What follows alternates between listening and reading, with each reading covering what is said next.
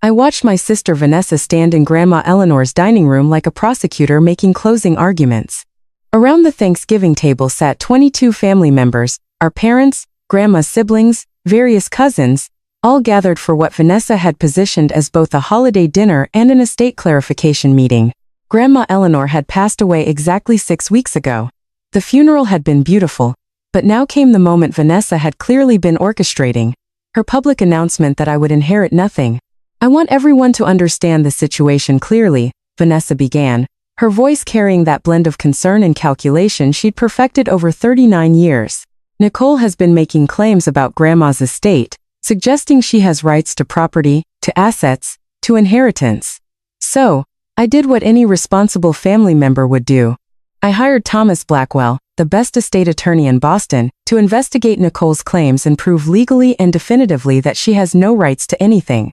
She gestured dramatically toward the dining room entrance. "Thomas is arriving any moment with his complete report. When he gets here, everyone will see the truth. Nicole abandoned this family years ago, and she gets nothing from Grandma's estate." "Nothing?" My mother, Patricia, smiled with obvious pride. My father nodded approvingly. My Aunt Sarah looked at me with pity mixed with satisfaction. Several cousins whispered to each other, clearly anticipating my public humiliation. I sat quietly at the far end of the table, hands folded around my wine glass, saying absolutely nothing. Because I'd been waiting 6 weeks for exactly this moment, the moment Vanessa's overconfidence would destroy her completely. The doorbell rang. Vanessa practically sprinted to answer it, returning with a distinguished-looking man in his 60s carrying a leather briefcase. Thomas Blackwell, estate attorney, looking significantly less confident than Vanessa clearly expected. "Thomas," Vanessa announced triumphantly, "tell everyone what you found. Tell them Nicole has no legal claim to anything." Thomas set his briefcase down slowly, deliberately. He looked around the room with the expression of a man about to detonate a bomb. "I've completed my investigation of the Eleanor Winters estate," he began carefully, "and Miss Vanessa Winters is correct that I found definitive proof regarding Nicole Winters' legal rights." He paused. "However, the findings are not what Miss Vanessa expected." He pulled out a thick folder. "Nicole Winters owns the entire estate. All 9 rental properties. The primary residence. The commercial building in downtown Boston. Total value approximately $4.7 million.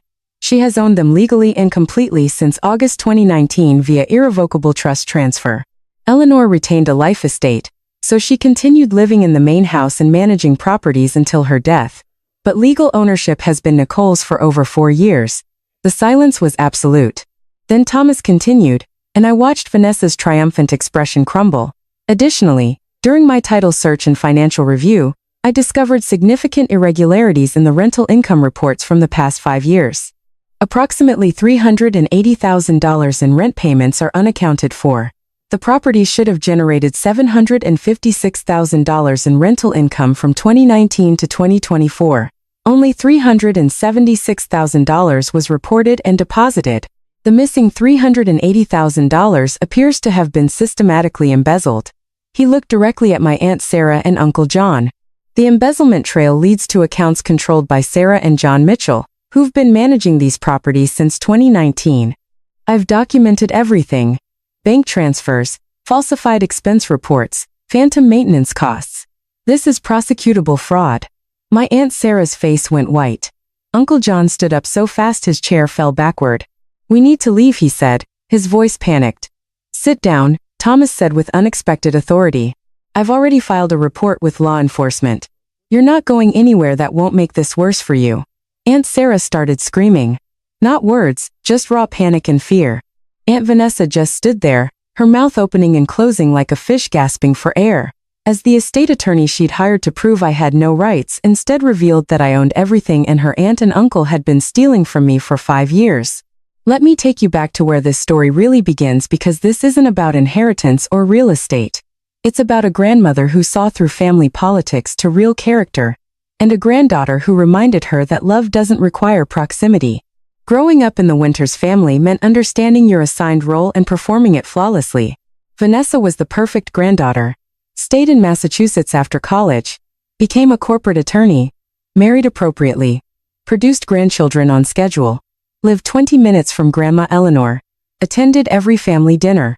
Volunteered to handle family matters. I was her opposite in every way that mattered to them. I went to Berkeley for social work. Stayed in Oakland for my career. Worked with homeless youth making $52,000 a year. Remained unmarried by choice. Came out as bisexual at 26. I visited Boston twice a year instead of weekly. In the family's narrative, I was the rebellious granddaughter who'd abandoned them for California liberalism. Nicole's always been selfish. My mother would tell her friends. Some people just don't value family the way they should. The truth was different. I'd moved to California to do work that mattered. Helping homeless LGBTQ+ youth find housing, support, and hope. I'd chosen purpose over proximity, impact over approval, authenticity over performance. But in my family's eyes, especially Vanessa's, I was the disappointment who'd abandoned them, especially Grandma Eleanor. What they didn't know was that Grandma and I video called every single Sunday morning, 3 to 4 hours without fail. We'd have coffee together across time zones. She'd tell me about her properties, her tenants, her concerns about family. I tell her about my clients, my struggles, my victories. They think you abandoned me, Grandma said during one of our calls in early 2019. Vanessa tells everyone you rarely call, barely visit, don't care about family, but you're the only one who actually talks to me about real things. Vanessa visits you 3 times a week. Vanessa performs visits, she corrected, 20 minutes each time. She asks if I need anything, updates me on her children's activities, then leaves. You're the only one who actually engages with me as a person, who asks about my thoughts, my memories, my life beyond being grandmother. She paused and I heard something heavy in her voice. And there's something else, something I've been documenting for 2 years, something I need to tell you about Sarah and John. Grandma Eleanor had built her real estate portfolio over 50 years. 9 rental properties across Greater Boston, her own house in Cambridge, and a small commercial building downtown. Combined value approximately $4.7 million. They generated about $12,600 monthly in rental income. In 2017, at 83 years old, Grandma had asked her daughter Sarah and son-in-law John to help manage the properties. They were local. John had construction experience. It made sense. She'd pay them $2,000 monthly for coordination and maintenance. By early 2019, Grandma noticed something wrong. The numbers don't add up. She told me during our Sunday call in March 2019. These properties should generate $12,600 monthly. Sarah reports $6,300. When I ask about the difference, they talk about extensive maintenance and unexpected repairs. But Nicole, I've owned these properties for decades. I know what they should generate. Something's wrong. Have you checked the actual bank statements? Sarah handles all the deposits now. She convinced me to streamline everything. Tenants pay her. She deposits into my account after deducting expenses and their management fee. But the amounts are about half what they should be. She paused. I think they're stealing from me. I think they've been stealing for 2 years. My stomach dropped. That's serious, Grandma. I know. That's why I can't confront them without proof. If I'm wrong, I damage family relationships. If I'm right and they deny it, they'll hide evidence better. He took a breath. I need to protect these properties. I need to make sure that when I'm gone, they go to someone I trust, someone who won't liquidate them, someone who won't continue stealing, someone who shares my values. 6 weeks later, in April 2019, Grandma asked me to fly to Boston. I arrived in Boston on the 15th of August 2019, telling my family I was visiting for a cousin's wedding. Instead, Grandma and I went straight to her attorney's office. A man named Robert Chin who'd handled her affairs for 30 years. Your grandmother wants to transfer her entire real estate portfolio to you through an irrevocable trust, Robert explained. All 9 rental properties, her primary residence, and the commercial building. You'll become the legal owner immediately. She'll retain a life estate, so she continues living in her house and managing properties until she passes, but legal ownership transfers to you today. I stared at Grandma. Why?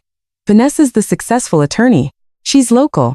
She's been positioning herself as your successor for years. Grandma pulled out a folder because Vanessa would sell everything within 6 months of my death. She's told me her plans: liquidate unproductive assets, maximize returns, invest in more lucrative opportunities. She sees these properties as dollar signs, not as homes for 37 working families. She pulled out another folder. And because Sarah and John have been embezzling from these properties for 2 years, I don't have absolute proof yet, but the discrepancies are too large to be anything else. I need to protect these properties from them too. What about Mom and Dad? They'll support Vanessa, which is why we're not telling them or anyone. Grandma leaned forward. We transfer everything to you today. I retain my life estate and continue managing properties. Sarah and John will keep helping, which means they'll keep stealing and we'll document it. When I'm gone, you'll have legal ownership established years before my death and evidence of their fraud. Robert interjected. We're also documenting Eleanor's complete cognitive capacity. Neurological evaluation completed yesterday. Perfect function. This prevents future claims that the transfer was made while she lacked capacity. Grandma squeezed my hand. Nicole, you're the only one who never asked me for anything. You're the only one doing work that actually matters. Helping homeless kids find hope and housing. You're the only one who calls me every week because you want, not because you feel obligated. You share my values. That's why you're inheriting everything. This is going to destroy family relationships. It's going to reveal family character. She corrected. When the truth comes out, watch how they react. Watch who demands what they think they're owed versus who asks what actually happened. Character shows up in crisis. Nicole, this transfer will create the crisis that reveals everyone's true nature. We signed everything on the 15th of August 2019. 10 properties transferred to me through irrevocable trust. Grandma retained her life estate. County records across 3 jurisdictions were updated. Everything was legal and documented. Grandma also made a video that day. My name is Eleanor Winters. Today is the 15th of August 2019. I'm transferring my entire real estate portfolio to my granddaughter, Nicole Winters. I'm doing this of my own free will with complete mental capacity. I'm choosing Nicole because she's the only one who built a real relationship with me rather than positioning for inheritance. She calls every Sunday for hours. She asks about my life, my thoughts, my memories. She's chosen meaningful work over lucrative work. She shares my values about housing being a human right, not just a profit center. Vanessa will claim she deserves this because she visited more often, but proximity isn't relationship. 20 in-at visits 3 times a week don't equal 3-hour conversations every Sunday. Nicole knows me. Vanessa knows the grandmother she thinks I should be. I also suspect Sarah and John are stealing from these properties. I'm documenting it. Nicole will have evidence to recover what was stolen or prosecute if necessary. If you're watching this, I'm gone and the truth is coming out. Honor my choice. Nicole earned this through character, not through performance. And we told no one. From August 2019 to October 2024, I was secretly the owner of a $4.7 million real estate portfolio. Grandma continued managing properties. I continued working in Oakland with homeless youth. I continued being labeled the granddaughter who'd abandoned the family. But I was learning. Every Sunday, Grandma taught me everything. Property management, tenant relations, maintenance coordination, Massachusetts rental law, long-term financial planning, and we documented Sarah and John's theft. I hired a forensic accountant named Lisa Martinez in October 2019. She worked quietly obtaining records through legal channels, interviewing tenants, documenting the embezzlement. The findings were damning. From 2017 to 2024, Sarah and John had systematically stolen approximately $380,000 through multiple methods. Under reported rent, properties generated $12,600 monthly. They reported $6,300, pocketing the $6,300 difference. Over 7 years, $529,200, but $149,200 was stolen before I owned the properties. So, the theft from me was $380,000. Falsified maintenance. They claimed $32,000 for roof repairs that never happened. Contractors had no record of the work. Phantom expenses. They created fake invoices from non-existent companies. Security deposit theft. They collected deposits but never reported them. Lisa documented everything. Bank statements showing deposits into Sarah and John's accounts. Contractor testimony about invoices for work never performed. Tenant statements about unreturned deposits. This is felony embezzlement. Lisa told me in 2020 multiple counts. They could face serious prison time. Not yet, I said. Grandma wants them to have no defense when the truth comes out. Keep documenting. Meanwhile, Vanessa positioned herself as Grandma's successor. She talked constantly about when I inherit and my plans for the portfolio. She made sure everyone knew she was the devoted granddaughter while I was the absent one. What none of them knew was that every Sunday Grandma and I talked for hours, that I'd owned everything for years, that Sarah and John's theft was being meticulously documented. In September 2024, Grandma was diagnosed with advanced congestive heart failure. Prognosis: months. It's almost time, she told me during one of our last clear conversations. Make sure Robert has everything. The trust documents, the video, Lisa's forensic report. When I'm gone, Vanessa will make her move. She'll try to prove you have no rights. Let her hire an attorney to investigate. They'll find the trust transfer and Sarah and Jay's embezzlement. The truth will come out perfectly. Grandma passed peacefully on the 1st of October 2024. I flew to Boston for the funeral where Vanessa performed grief beautifully while I stood quietly in the back, remembering every Sunday morning for 5 years. After the funeral, Vanessa cornered me. Just so you know, Nicole, you're getting nothing. You abandoned Grandma years ago. I'm handling the estate and you have no legal claim to anything. I understand, I said calmly. Good. I'm glad we're clear. She smiled. In fact, to make absolutely sure there's no confusion, I'm hiring an estate attorney to investigate and prove you have no rights. That way when you're excluded from everything, you'll know it was done properly and legally. That's very thorough of you, I said. I'm just protecting the family, she said with fake sympathy, making sure everything's handled correctly. What she didn't know was that she was about to pay an expensive attorney to discover that I owned everything and that her aunt and uncle had been stealing from me for 5 years. I could have told her right then, but Grandma's words echoed, character shows up in crisis. Let the crisis reveal everyone's true nature. So I said nothing and I waited. 6 weeks after Grandma's death, Vanessa hosted Thanksgiving at Grandma's house. My house, though she didn't know it yet. She'd invited the entire family and announced it would double as an estate clarification meeting. I flew in from Oakland, staying at a hotel rather than staying with family. I knew what was coming. Thanksgiving dinner was tense. Vanessa kept giving me pitying looks. My mother made comments about some people not appreciating family. My father asked pointed questions about my unstable lifestyle in California. Then after dessert, Vanessa stood and made her announcement. I hired the best estate lawyer to approve you have an illegal claim. You're getting nothing. Mom smiled proudly. Several relatives nodded approvingly. They were all witnessing what they thought would be my public humiliation. I just smiled and sipped my wine. Thomas Blackwell arrived exactly on schedule. Vanessa introduced him triumphantly, expecting validation. They said she got the truth. Your sister owns the entire $4.7 million estate via 2019 trust transfer, Thomas announced, pulling out documented proof. The room went silent as comprehension dawned slowly. Then came the second bomb.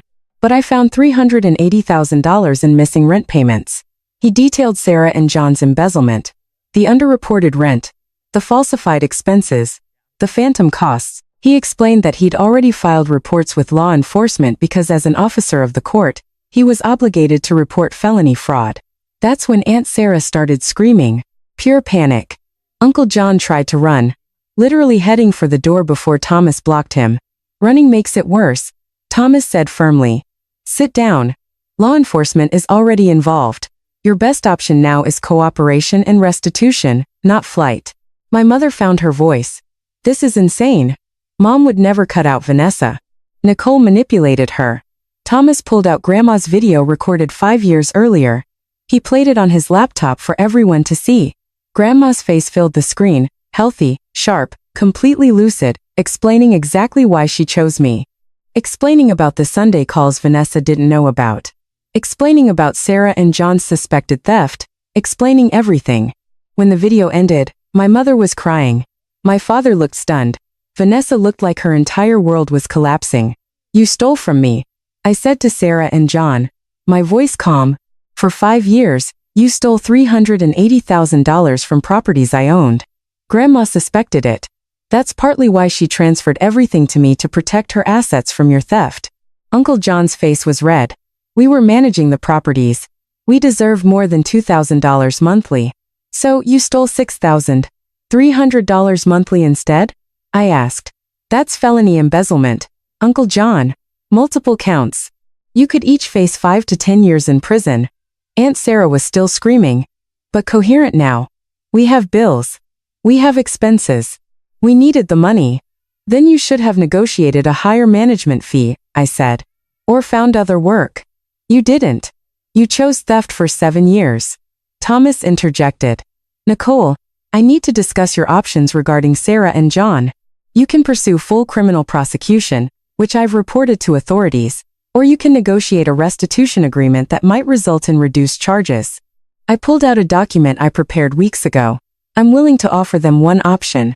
Full restitution of $380,000 plus interest, $142,500 total, paid over 10 years at $3,542 monthly. In exchange, I'll request reduced charges.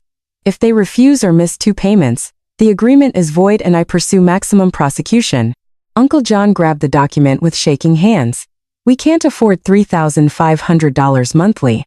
You afforded to steal $6,300 monthly for 5 years. I said, sell your vacation house, downsize, cut expenses, figure it out, or go to prison. Your choice. I turned to Vanessa and you. You hired Thomas to prove I had no rights. Instead, he proved I own everything and uncovered your aunt and uncle's felonies. How much did you pay him? $25,000. Thomas said quietly, for a comprehensive estate investigation. $25,000. To discover you have no claim to anything, I said to Vanessa. You could have just asked me. Or better yet, you could have built a real relationship with Grandma instead of positioning for inheritance while I was actually talking to her every single week. Vanessa found her voice finally. Those Sunday calls, they were real. You actually talked to Grandma every week for 5 years. I confirmed 3 to 4 hours every Sunday morning. We talked about everything. Her properties, her life, her concerns about family dynamics, my work with homeless youth, philosophy, politics, memories, real conversations. Vanessa, not 2 zero-in at check-ins where you asked if she needed anything and then left. My mother stood up. If you walk out that door with everything, you're dead to me. Mom, I've been dead to you since I moved to California and came out as bisexual, I said calmly. You just performed tolerance while actually rejecting who I am. Grandma was the only one who actually accepted me. That's why she trusted me with her life's work. I looked around at the family, some looking angry, some looking shocked, some starting to understand. These properties aren't just assets, I said. They're homes for 37 working families. Grandma kept rents below market for decades because she believed housing is a human right. Vanessa would have sold everything within 6 months and displaced everyone for profit. I won't. I'll continue what Grandma built. Affordable housing, community service, purpose over profit. I gathered my things. Thomas, thank you for your thorough investigation. Please send me your complete report and your invoice. Vanessa can pay you since she hired you. Sarah John, you have 72 hours to accept the restitution agreement or face full prosecution. Choose wisely. I walked out to the sound of Aunt Sarah crying, Uncle John calling attorneys, and Vanessa demanding that someone fix this. Sarah and John signed the restitution agreement within 48 hours. They sold their vacation home, downsized their primary residence, and began making payments. They're on month 6 now. All payments on time, probably because the alternative is prison. My parents stopped speaking to me entirely. Vanessa sends occasional emails oscillating between demanding I do the right thing and share the inheritance and admitting she never actually knew Grandma the way I did. But about 40% of the extended family reached out to me privately. Many admitted they'd been hearing Vanessa's biased narrative for years without questioning it. Watching the Thanksgiving confrontation, watching Thomas's evidence, Grandma's video, the revelation of Sarah and John's theft, opened their eyes to dynamics they'd missed. My cousin Rachel became an unexpected ally. I've been thinking about those Sunday calls. She told me, I lived 20 minutes from Grandma for 10 years and visited maybe once a month. You lived across the country and talked to her more than I did. That says something about me, not about you. The properties continue thriving. I hired a professional management company in Boston. Visit quarterly and stay deeply involved in maintaining Grandma's vision. Affordable housing for working families, rents below market, community over profit. Kept my job in Oakland. The rental income lets me donate most of my salary to homeless youth programs. I'm doing exactly what Grandma understood. Using resources to serve purpose. It's Thanksgiving 2025. I'm not with my parents. I'm hosting my own gathering in Oakland. Chosen family, close friends, several former clients who've become success stories. My cousin Rachel, who flew out from Boston. We're having dinner when my phone rings. Unknown Boston number. It's Vanessa Nicole. Her voice breaks. I've been in therapy working on everything and I need to say I'm sorry. You were right. I performed relationship with grandma while you built real relationship. I positioned for inheritance while you actually cared about her as a person. Thomas's investigation proved I was the fraud, not you. I listen without interrupting. I hired him to prove you had no rights. She continues. Instead, he proved you had every right, that you'd owned everything for 5 years, that you'd been building real connection across 3,000 meters while I was performing devotion across 3 miles. I'm sorry, Nicole. Grandma was right to choose you. We talk for 40 minutes. Real conversation may be the first real conversation Vanessa and I have ever had. I don't offer to share the inheritance. She still has $800,000 from stocks and bonds grandma left through her will, but I offer something else. Honest relationship if she wants it. I'd like that. She says. Maybe some relationships can be rebuilt. Maybe some people can learn and grow. The next day, I visit grandma's grave in Cambridge. Fresh flowers, a quiet moment, a progress report. The properties are thriving, I tell her. Headstone, 37 families housed. Rent stable. Sarah and John are making restitution payments. Vanessa's in therapy and may be slowly understanding.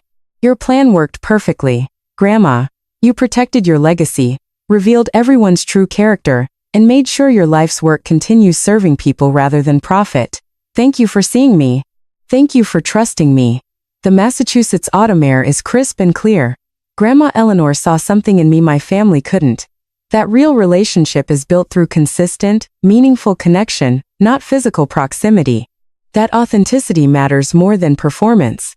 That purpose matters more than profit. Vanessa hired an attorney to prove I had no rights. Instead, he proved I had every right.